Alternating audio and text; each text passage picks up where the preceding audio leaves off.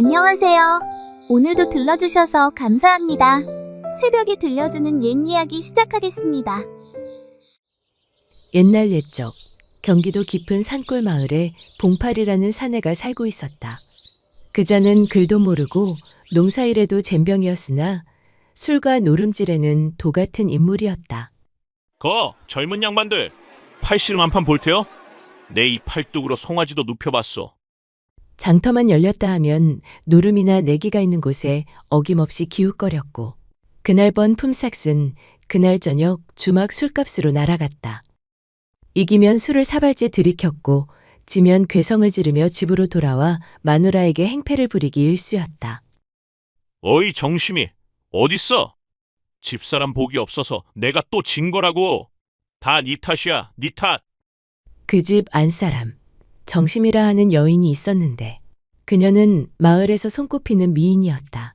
하얀 얼굴에 고운 눈매, 말없이 살림을 도맡아 하며 늘 고개를 조아린 채 살았다. 허나 남편을 잘못 만나 살림이 무너지고 마음이 부서졌으며 밤낮으로 쫓기듯 품위를 다니고 매일같이 멍든 얼굴로 버텨내며 살아야 했다. 사람들은 그녀를 볼 때마다 숨을 쉬듯 한숨을 내쉬었다.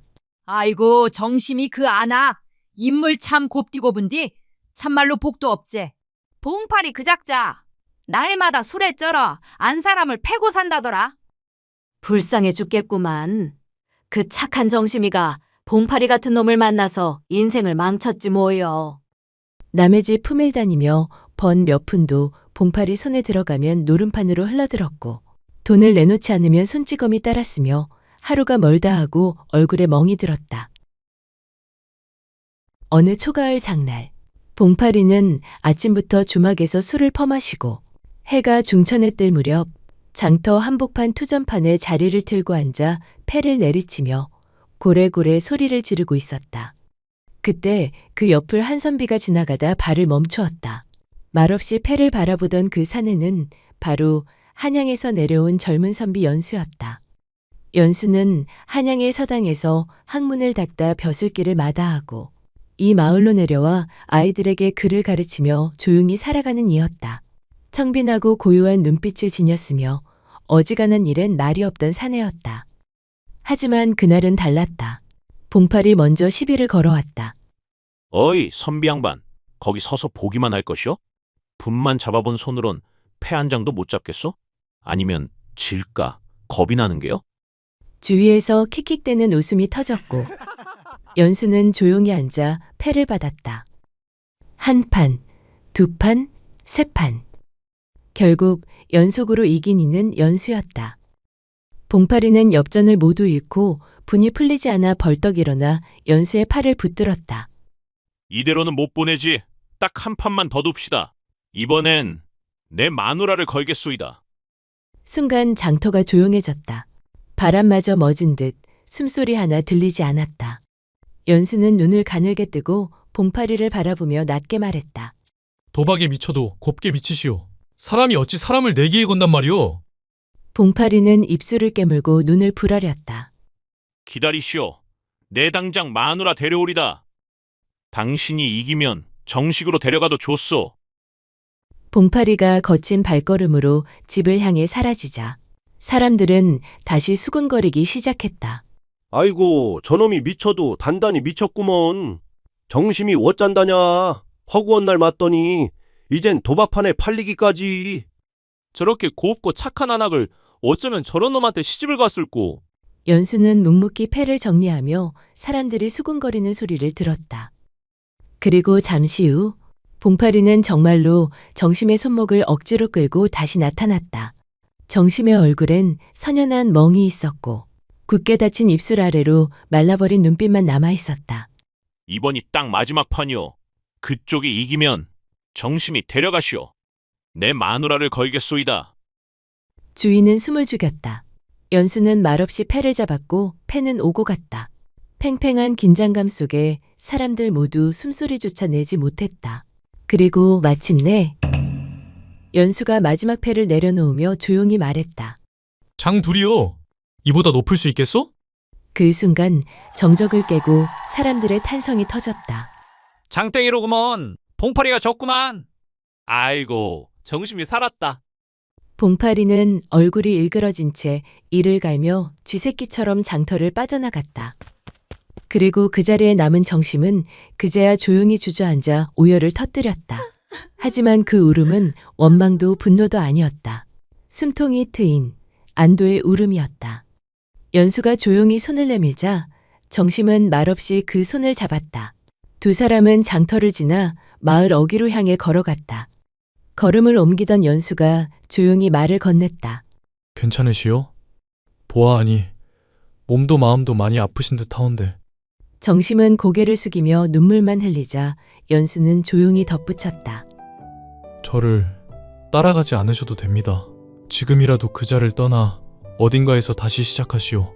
내기에 아내를 거는 사내라니 그건 사람이 할 짓이 아니외다. 정심은 떨리는 목소리로 말했다. 허나 갈 곳이 없사옵니다.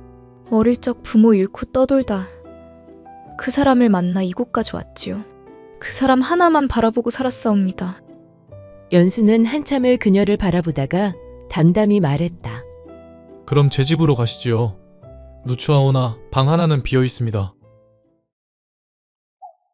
그리고 그날 밤 정심은 연수의 초가에 들었다. 허름하나 정갈하고 따뜻한 집이었다.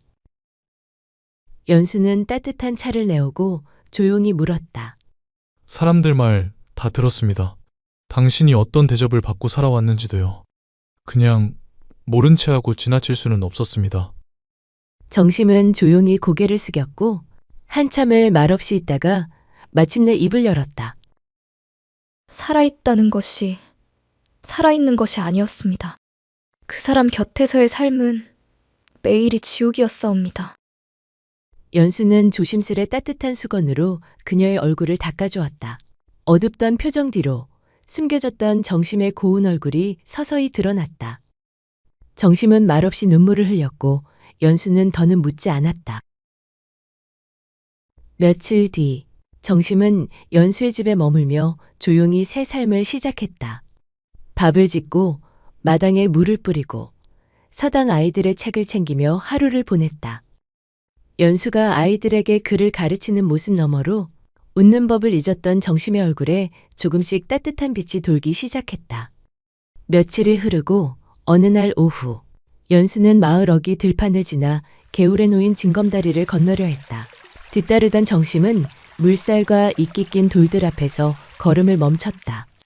조심스레 첫 발을 디디던 정심의 발밑돌이 미끄덕 흔들리는가 싶더니 그 순간 중심을 잃은 정심은 그대로 물에 풍덩 빠져버렸다. 물살이 얕긴 했으나 놀란 정심은 헛숨을 쉬며 허우적댔다. 그 모습을 본 연수는 지체 없이 발을 담그고 두 팔로 그녀의 허리를 감싸 안아 끌어올렸다. 순간 정심의 몸이 연수의 품에 안겼다. 정심의 눈엔 놀람과 당황이 뒤섞여 있었고 두 볼은 붉게 달아올라 있었다. 연수는 조용히 눈을 맞추며 입을 열었다. 괜찮으시오? 미끄러질 줄 알았으면 내가 먼저 손을 내밀 걸 그랬소. 정심은 젖은 옷깃을 부여잡으며 얼굴을 붉혔다. 죄송하옵니다. 옷을 다 적셔버려서. 연수는 조용히 고개를 저었다. 무리야, 마르면 그만이지요. 그런 그녀를 물가에서 조심스레 이끌어낸 연수는 앞서 걷기 시작했다. 그때였다. 아! 한 걸음 늦게 따라 걷던 정심이 갑자기 소리를 냈다. 발을 삐끗한 듯 중심을 잃고 몸을 비틀었다. 연수가 돌아보며 물었다. 어디 편찮으시오? 정심은 어찌할 바 몰라 하며 중얼거렸다. 발목이 삐었나 봅니다. 그 순간 연수가 정심의 앞에 등을 내민 채 앉으며 말했다. 어피시오. 발을 더 디뎠다간 더 덧나실게요. 정심은 당황하며 머뭇거렸다. 아니옵니다. 괜찮사옵니다. 제가 어찌. 그럼 하루 종일 여기 계실 작정이시오? 연수는 짧게 한숨을 내쉬며 등을 내밀었다. 괜찮으니 어서 업히시지요. 괜한 고집 부리지 마시고. 날도 저무는데 저 혼자 먼저 건너갈 수도 없지 않소. 정심은 말없이 연수의 등을 바라보다 끝내 고개를 떨구었다. 죄송하옵니다. 그렇게 조심스럽게 그의 등에 몸을 실었다. 연수는 천천히 일어나며 말했다. 죄송할 일은 아니오. 누구든 아플 땐 기대도 되는 것이지요. 그날 저녁, 정심은 마루 끝에 앉아 수건으로 젖은 저고리 자락을 말렸다. 바람에 살랑이는 옷보다 먼저 정심의 볼이 붉게 달아올랐다. 그녀는 조용히 입을 열었다. 다른 이였다면 그냥 지나쳤을지도 모릅니다. 연수는 차를 따르며 짧게 대답했다. 다른 이가 어찌됐든 난 그냥 보고 지나치지 못하는 성정일 뿐이요. 말은 짧았지만 그 짧은 말 속에 담긴 무심한 다정함이 정심의 마음에 스며들었다. 그날 이후 정심은 연수의 집에 머물며 서툰 손으로 글을 배우고 함께 들길을 산책하며 마음의 숨을 돌리기 시작했다. 그리고 그 조용한 나날 속에서 두 사람 사이엔 날보다 깊은 정이 천천히 싹트기 시작했다. 며칠 뒤 장이선 날, 연수는 집신을 다시 고쳐 신고는 조용히 말했다. 된장이랑 무가 떨어졌어. 장터에 좀 다녀오려 하는데. 정심은 망설이다가 조용히 물었다. 저도 함께 가도 되겠습니까? 연수는 대답 없이 고개만 끄덕였다. 그 짧은 대답에 정심은 바구니를 챙겨 조심스럽게 따라 나섰다. 장터는 오랜만에 사람들로 북적였고 정심은 처음엔 어깨를 움츠리며 뒤따랐지만 어느새 나무를 고르고 야채값을 깎는 연수의 옆에서 조용히 웃음을 지었다. 이 무 저희 집 장독보다 큽니다. 저걸로 김장 한 독은 채우겠어요. 연수도 미소를 감추지 않았다. 크면 맵지 않소? 딱 먹을 만큼인 게 좋은 거요. 두 사람은 마주보며 웃었고 그 모습을 멀리서 지켜보던 이가 있었으니 주막 앞 평상에 앉아 막걸리 잔을 기울이던 도박꾼 최 씨였다. 그날 저녁 주막 안쪽 한 구석에서 술에 절어있던 사내 하나가 비틀거리며 잔을 비우고 있었다. 그는 바로 봉팔이었다. 정심이 떠난 뒤로 장터며 뒷골목, 서당까지 샅샅이 뒤졌지만 끝내 흔적을 찾지 못했고 이젠 낮밤 가릴 것 없이 술 기운에 살아가고 있었다. 그 곁에 앉은 도박꾼 최 씨가 술 기운을 타고 슬며시 입을 열었다. 봉파리 자네 아직도 안 사람 찾고 있나? 봉파리의 눈이 번쩍 떴다. 정심이? 어디서 정심이 얘기가 나왔소? 최 씨는 잔을 기울이며 슬쩍 말했다. 오늘 장터에서 봤구만. 내기판에서 자네한테 마누라 데려간 그 선비. 그 양반이랑 말이오. 웃으며 장 보더라니까. 봉파리의 표정이 굳었다. 뭐라, 웃었다고? 내 평생 정심이 웃는 얼굴은 그날 처음 봤다. 그 선비 양반이랑 손 나란히 잡고 묵값 흥정까지 하고. 아이고 보통 사이가 아니더만. 봉파리의 입술이 파르르 떨렸다. 그가 벌떡 일어나 잔을 엎으며 고함을 질렀다. 그년이 어떻게 웃을 수가 있어? 날 두고 그런 식으로 살아? 내 이것들을! 주막 안이 조용해졌고 봉파리는 숨을 헐떡이며 문을 박차고 나갔다. 그날 이후 봉파리는 다시 사람이 아닌 짐승처럼 헤매기 시작했다. 선비랑 다니는 여자, 내 집사람 본 적 없느냐? 눈 매고 온 여자여, 정심이. 혹여나 그 안악 본 적 있다면 제발 좀 알려주시오. 사람들은 수군거렸고 그러던 중 마을 장정 하나가 지나가는 말처럼 던졌다. 저 옆마을 산골짜기에 혼자 살던 선비 집에 여인 하나 드나든다더라. 말 없고 조용한 처자라고. 그 말을 들은 봉파리의 눈이 번뜩였다. 정심이다. 틀림없어. 그는 망가진 집신을 질질 끌며 옆마을 골짜기를 헤매듯 내달렸다. 거친 숨소리, 흔들리는 눈빛, 그 눈동자엔 광기만이 희미하게 일렁일 뿐이었다. 해가 기울 무렵 그는 마침내 한 초가집 앞에 멈춰섰다. 마루 끝 조용히 고추꼭지를 따던 여인이 보였다. 봉파리의 눈에 비친 그 얼굴. 정심이? 정심의 손이 멈췄다. 고추가 바닥에 툭 떨어졌다. 그녀의 눈에 싸늘한 공포가 스쳐 지나갔다. 서늘한 정적 속에 봉파리의 발걸음이 삐걱대며 다가왔다. 붉어진 얼굴, 흐린 눈동자, 입꼬리는 일그러지고 손가락은 떨리고 있었다. 정심아, 내가 널 얼마나 찾아다녔는데. 그 목소리엔 애원도 분노도 취기마저 뒤섞여 있었다. 정심은 그대로 마루 아래로 주저앉았다. 입술은 떨렸고 숨이 가빴다. 아니, 어떻게 여길... 그 순간 봉파리의 눈동자가 번득였다. 그리고 또 한 번의 폭풍이 시작되려 하고 있었다. 봉파리는 성큼성큼 정심을 향해 다가갔다. 떨리는 손을 내밀며 외쳤다. 정심아, 집으로 가자, 어서. 그 순간 바람처럼 한 사람이 그 앞을 막아섰다. 두 사람 사이에 우뚝 선 연수. 짧지만 단호한 목소리로 말했다. 그만하시오! 봉파리는 미간을 찌푸리며 이를 악물었다. 비키시오. 내 아내요. 내가 데려가야겠소. 연수는 눈길조차 피하지 않았다. 당신은 이 여인을 도박판에 걸었소. 직접 입으로 말했소. 이기면 데려가라고. 봉파리는 성난 듯 발을 굴렀다. 선비 양반, 그땐 전부 술김이었소. 내가 미쳐 있었던 거요. 허나 지금은 아니오. 이젠 정말 정신 차렸소. 그 순간 마루 끝에서 힘겹게 일어난 정심이 연수의 어깨 너머로 작지만 분명한 목소리로 말했다. 그만 돌아가시지요. 봉파리의 눈이 커졌다. 정심은 떨리는 몸을 애써 가누며 말했다.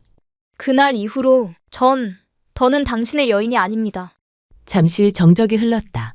바람소리와 나뭇잎 스치는 소리만이 흐르고 봉파리의 입술이 파르르 떨렸다. 내가 잘못했소, 정심아. 다시는 안 그럴 테니 제발. 정심은 고개를 저었다. 이미 너무 늦었사옵니다. 더는 그 집으로 돌아갈 뜻이 없사옵니다.